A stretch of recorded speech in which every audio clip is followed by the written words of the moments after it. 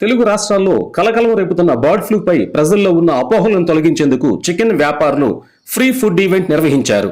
హైదరాబాద్ హయత్ నగర్లోని వెబ్కాప్ వెంకటేశ్వర హ్యాచరీస్ జ్యోతి chicken centre నిర్వాహకులు మహేష్ ఆధ్వర్యంలో గుంటూరు మెయిన్ రోడ్లో ఆదివారం మెగా చికెన్ మేళా నిర్వహించారు.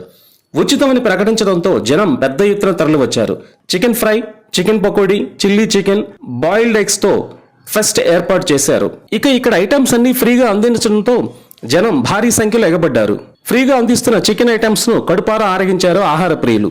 తాము చేపట్టిన కార్యక్రమాన్ని అంచనాలకు మించి స్పందన వచ్చిందని నిర్వాహకులు తెలిపారు. బర్డ్ ఫ్లూపై ఉన్న అపోహలు నమ్మవద్దని నిర్వాహకులు కోరారు. చికెన్ వండే సమయంలో బాగా ఉడికించి తింటే ఎలాంటి వ్యాధులు రావని నిర్వాహకులు తెలిపారు. ప్రజల్లో ఉన్న అపోహలను తొలగించేందుకే ఈ చికెన్ ఫెస్ట్ నిర్వహిస్తున్నట్లుగా నిర్వాహకులు తెలిపారు.